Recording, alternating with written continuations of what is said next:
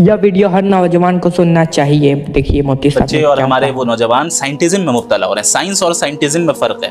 Science ये है कि आप अपने फिजिकल वर्ल्ड को एक्सप्लोर करें और ज़्यादा से ज़्यादा दुनियावी तरक्की याद भी करें, गॉड के सेट किए हुए गाइडलाइंस के दायरे में रहकर। साइंटिज्म ये है कि बस यही ट्रुथ को हासिल करने का वाहिद तरीका है।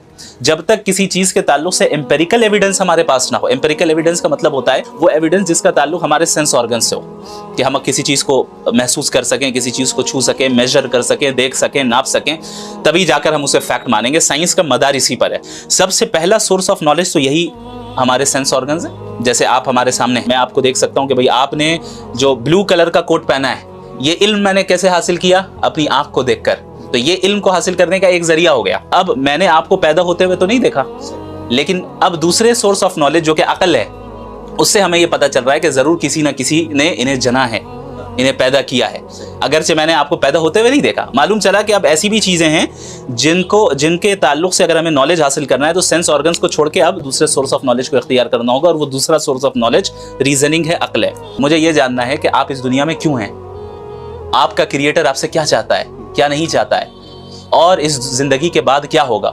ये ऐसे सवालात हैं और इन सवालात का ताल्लुक ऐसे डोमेन से है जिनका जहां से आप नॉलेज ना सेंस ऑर्गन्स के जरिए जान सकते हैं, ना महज अपनी अकल के जरिए जान सकते हैं।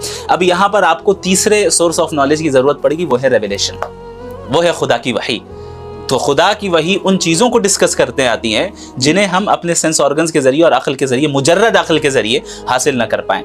लेकिन मॉडर्न वेस्टर्न जो सिस्टम ऑफ एजुकेशन है, उसने लोगों को ये पढ़ा दिया कि सोर्स ऑफ नॉलेज सिर्फ एक है, वो एम्पेरिकल एविडेंस है।